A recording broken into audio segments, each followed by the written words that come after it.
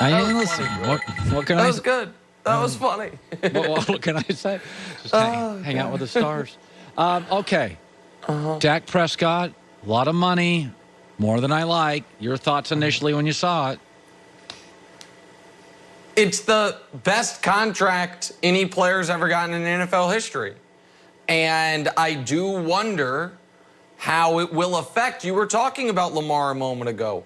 If I'm Lamar, or if I'm Josh Allen, or dare I say on this show, if I'm Baker Mayfield, the next crop of quarterbacks who are going to get paid, what teams have always been able to hang over the head of those quarterbacks they want to extend is, well, you know, if you don't take this extension, we can always just wait you out and franchise tag you.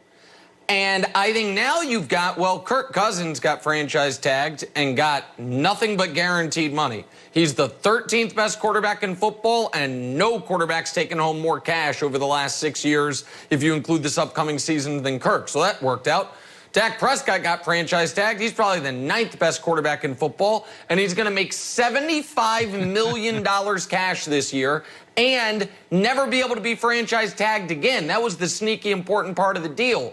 So while I think that the Cowboys had to get it done, I actually think the butterfly effect of this is Jerry Jones, I think, put the Ravens, the Bills, and the Browns in a tough spot if any of those quarterbacks want to bet on themselves like Dak did and play hardball, because the franchise tag is not as ominous as it once sounded for quarterbacks if Dak can snap his ankle and they get $126 million essentially fully guaranteed. Yeah.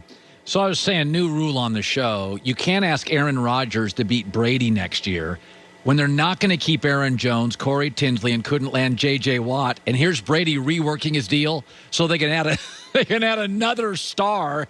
What do you make? I mean, yesterday it's like Chris Godwin, boom, Levante David, boom, Shaq Barrett, we're working on him. It's like they got a different bank. What do you make of their offseason?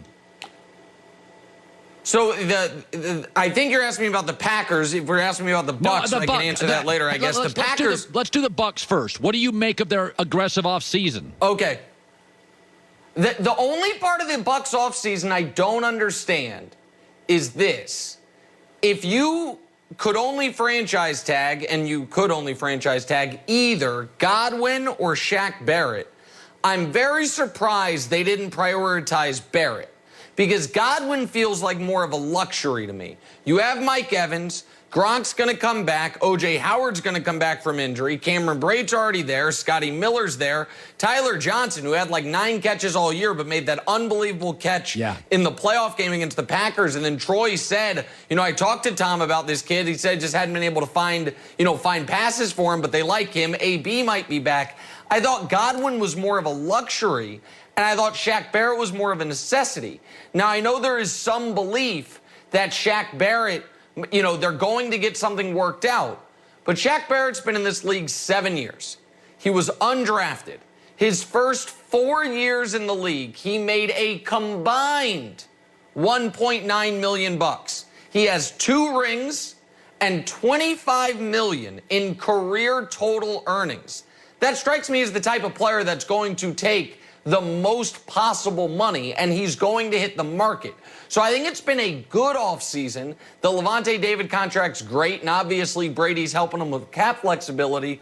But, Colin, I'm a little surprised that they're opening the door to Shaq Barrett leaving when their other major pass rushers, I mean, JPP's 31, Ndamukong Suh's 32. Like, I thought they would have tagged Shaq Barrett. So I want to see what happens there. If he signs a long-term deal, then it's an A-plus offseason. If he doesn't, then I do wonder about the Godwin-Barrett decision. It is, and let's go back to the Packers now, because I do think Aaron Rodgers can be prickly, but he's got to be looking at this thing in New England, or excuse me, in Tampa, and just going, you want me to beat that? We can't even keep Aaron Jones. And I'm supposed to beat that. We won't keep my Pro Bowl center. Is there a solution for Green Bay? Well, I don't know if it's quite a solution. And the one thing I'll say on Aaron Jones is I think it's possible they do keep him. I think the franchise tag number for running back's $11 million.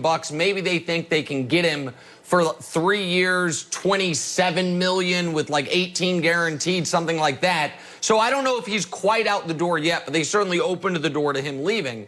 But I heard you saying, Colin, the Packers need to put on, I think you said some leather pants and unbutton their shirt down to their navel. Yeah. And I don't know if you were being literal or figurative there, but I know a guy they could acquire who I would imagine has some leather pants, and I think very often wears his shirt unbuttoned to the navel.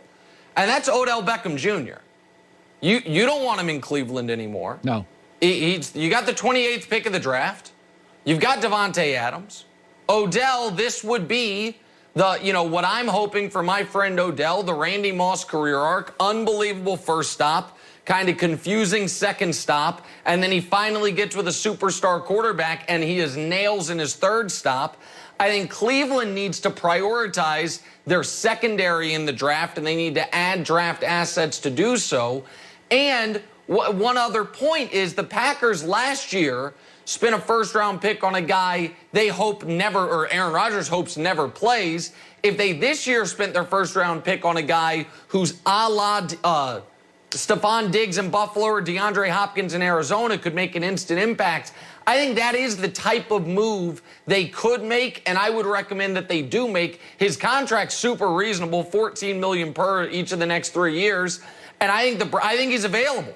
So I think that's the move that fixes a lot of this for Green Bay. And what would make Uncle Colin happier than OBJ and Aaron Rodgers on the same team? I mean, two of his favorites, all-time players. It would just be beautiful. It would just be great. I do think OBJ with Aaron, a veteran quarterback, would work. I think OBJ, Eli was shot at the end. Baker's not Aaron. I think Aaron and OBJ, there would be you walk into the room and you're like, you're playing with a Hall of Famer. I think it works. Finally.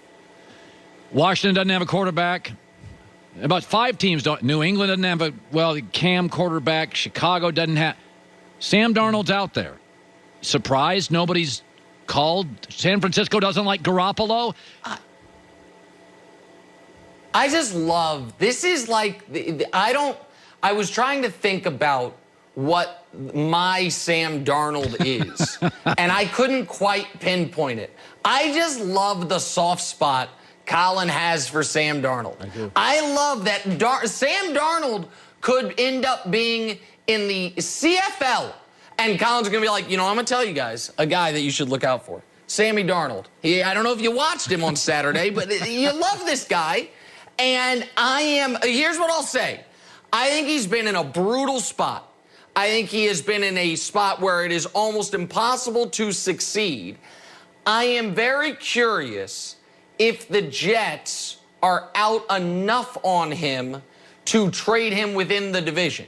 Because if anywhere, he could rehab things, you would think it would be New England. And you're right that there are a lot of openings, but I don't know a lot of openings where they're going to be patient with a guy.